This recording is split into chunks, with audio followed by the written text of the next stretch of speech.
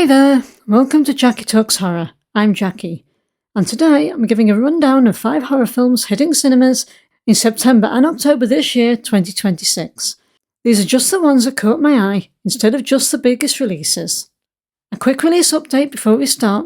Fall 2 Dead Point, which I included in my July and August video, has now moved to September the 2nd. I'm not including it again in this list, because I'll be taking a closer look at that one in a separate preview. So first up, and hitting cinemas on the 4th of September this year, 2026, is Onslaught. This is an action horror directed and co-written by Adam Wingard, who directed the awesome You're Next, starring Adria Arjona, Dan Stevens, Rebecca Hall, and Michael Biehn. This is a strong cast here, as well as Wingard directing, so that sounds promising. When a rogue squad of genetically engineered super soldiers break loose in the desert, Celeste, a retired army sniper, must use her skills and unleash hell to protect her young daughter. The 2 trailers show some decent, if sometimes frenetic, fighting sequences, whilst also showcasing the relationship between the mother and daughter. There seems to be a bit of light humour in their interactions, which should hopefully make the relationship feel natural, rather than just giving us someone for Celeste to protect. One shot of the super soldiers in particular, in silhouette, reminded me of Jason Voorhees-esque figures. Big unstoppable fighting machines. We also get introduced to each of them in turn doing their thing, and one of them is called Cockroach for heaven's sake, and we all know how indestructible they are. Interestingly, Wingard has actually said that he and co-writer Simon Barrett wanted to reinvent the slasher genre with the film, which makes the imagery feel very deliberate. They enlisted some stunt performers and coordinators along with an MMA fighter to play these super soldiers, so I expect some very physical and bruising sequences. The film also apparently exists in the same universe as The Guest, although Wingard has stressed that this isn't a direct sequel. With this one, I'm hoping they give us a bit of time to get to know the main protagonists before all the action kicks off, much like Wingard did in You're Next. The trailers put plenty of focus on the main duo, so it's looking good. Otherwise, this is just going to be a huge action film with as much emotion as the super soldiers. It also appears that the film is going to be available in IMAX, so if this one lives up to its promise, it could be a great fun watch on the big screen. So next up, and hitting cinemas in the US and Canada on the 4th of September, with a wider rollout afterwards, we have Ever After. This is a slasher horror directed and co-written by Laszlo Elias, starring what seems to be a mini-horror convention meetup, with Kane Hodder, Jason Voorhees, Victor Crowley himself, voicing the Big Bad Wolf, Michael Berryman from The Hills of Eyes and more as the Huntsman, Bonnie Adams, who starred as the Nun, as the Witch, Mark Sheppard, probably better known for his myriad of TV roles, as the Ringmaster, and Malcolm McDowell, who has far too many genre credits to mention, voicing the Frog King. A group of girlfriends arrive at a forest lodge to celebrate, but things take a horrific turn as they realise that the forest is home to bloodthirsty lunatics who perceive themselves to be characters from classic fairy tales.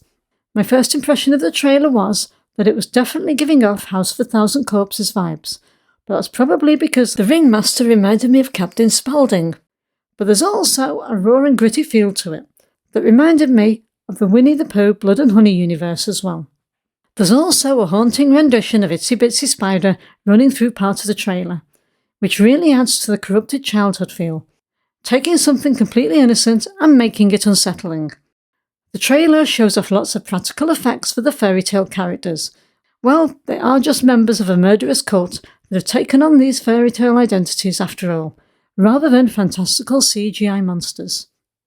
It also seems that most of the bigger names in the cast are on the antagonist's side, not surprising from what roles we know them from. I mean, Kane Hodder as the Big Bad Wolf is just so on the nose. However, my one concern is that with so much emphasis on these colourful antagonists, the protagonists, especially the group of girls, could come over feeling disposable. So I'm hoping that the film gives us enough time with them that we actually care about what happens when all the fairy tale craziness kicks off. The film did win Best Horror Feature at the 2025 Hot Springs International Horror Film Festival, so that does bode well. Okay, next up, and our only Korean horror film on this list, hitting cinemas on the 9th of September 2026, is Hope.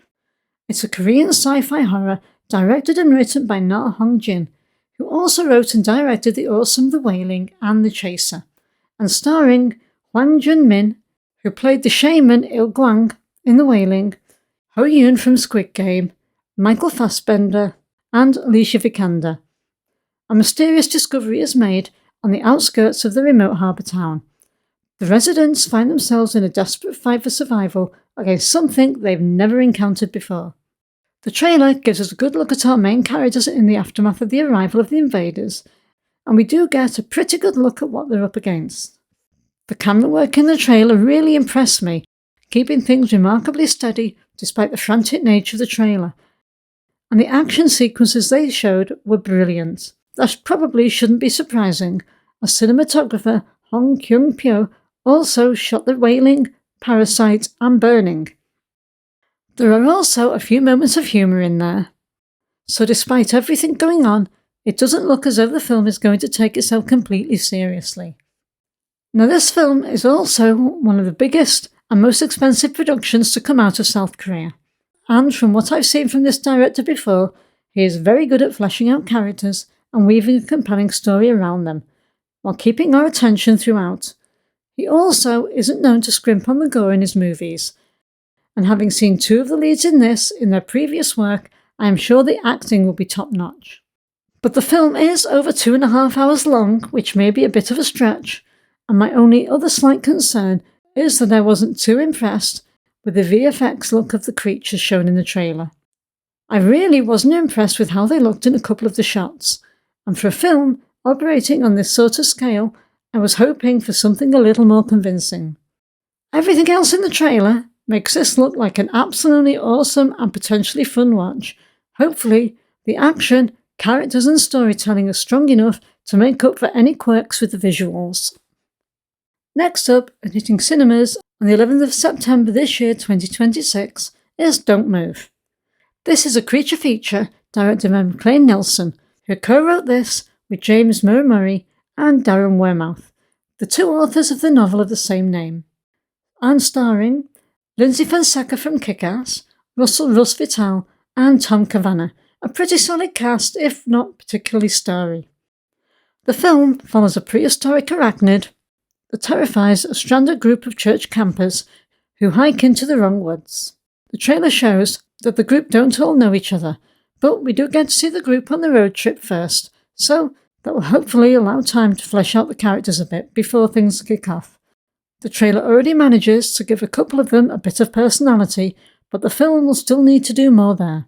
Murray has also said he wanted these to be intelligent characters, making sensible decisions rather than people surviving only because everyone around them is behaving stupidly, which is always encouraging in a creature feature. There's quite a bit of humour sprinkled in throughout the trailer, although the filmmakers have said that once things kick off, the film gets serious. We don't actually get a proper look at the creature following them in the trailer, but we do get glimpses of it, and it looks like they're putting a lot of effort into getting the spider right. With Nelson working for 6 months studying real spiders and their movements, they then work with the CGI team to combine movements and characteristics from several different species. So hopefully this is one creature feature with a genuinely brilliant creature at the centre of it. The music in the trailer is good. The song really got into my brain, and it took a while for it to go. They do slow it down though, which makes it a bit more moody. Avoid the trailer if you want to go in completely cold. I do feel it gives away a few too many plot details that you may think are spoilers, even if they may well be fake-outs. Now, a group of campers stuck in the woods feels cliché, but these are being stalked by a prehistoric arachnid, and the humour really does make this one I want to watch. So next and last up on our list, hitting cinemas on the 23rd of October this year 2026, is Clayface. This is a body horror directed by James Watkins and co-written by Mike Flanagan and Hossein Amini, and starring Tom Rhys-Harris, Naomi Aki, and Eddie Marsan. Now this has been treated as a proper R-rated horror rather than a superhero film with a few horror elements. Rising Hollywood star Matt Hagen descends into a horrifying revenge-filled monster when scientific ambition strips him of his identity and humanity. Looking at the trailer, this film is taking a sympathetic approach to the character. The music in the trailer is definitely moody and dark, and is setting an atmosphere of suspense for sure. It focuses more on the how and why Matt Hagen became Clayface, only showing us little snippets of his life before, what happened to him initially, him seeking help, and the after effects of the procedure. The trailer doesn't give us a proper look at the full Clayface either, and that is deliberate, with Watkins saying they're saving the complete transformation for the cinema. Now, I don't know much about the character or the comic Clayface is part of, but one thing that interests me about this is the discussion around the film. From what I see, it falls into two camps. So the first camp is, DC is over and no one's going to see it as Clayface isn't well known, and the other camp is that this is being approached more like a relatively modest budgeted horror film, with Mike Flanagan's name carrying a lot of weight with horror fans, so it doesn't need to be a superhero-sized box office to be considered a hit. For me, Mike Flanagan hasn't missed too often, but he didn't direct this, as he had other commitments including his Carrie series and The Exorcist. Hossein Amini was later brought in to work on the script, but James Gunn has said that this is still very much Flanagan's story, and the changes made to his original script were minor.